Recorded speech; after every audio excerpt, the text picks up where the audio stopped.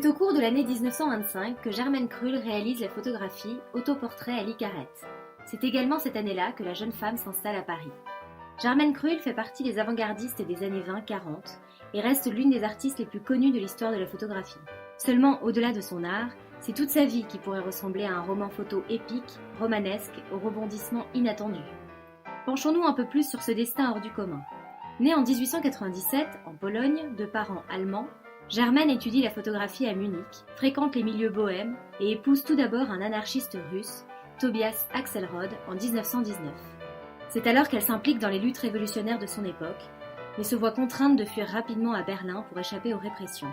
Elle y ouvre en 1922 un studio de photos et côtoie les dadaïstes et les expressionnistes. Puis elle décide quelques années après de s'installer avec le cinéaste Joris Ivens aux Pays-Bas.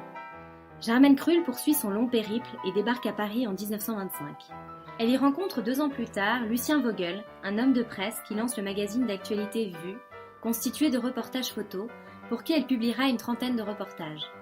C'est aussi cette année qu'elle fait la connaissance du photographe Élie Lothar, qui deviendra son nouveau compagnon. Elle innove en publiant des livres photographiques dont elle est l'unique auteur, comme par exemple Métal en 1928, ainsi que le premier roman photo avec Simenon, La folle d'Itteville en 1931. Notre jeune femme, toujours en quête de nouvelles sources d'inspiration, quitte Paris pour Monaco à partir de 1935. Elle travaillera alors pour le Casino en prenant des photos de célébrités. Pendant la guerre, elle participe à la lutte de la France libre, depuis Brazzaville et Alger.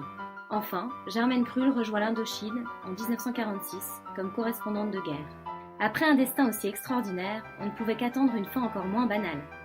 À la fin de sa vie, cette artiste imprévisible s'installe à Bangkok où elle y ouvre un hôtel de luxe et se convertit au bouddhisme.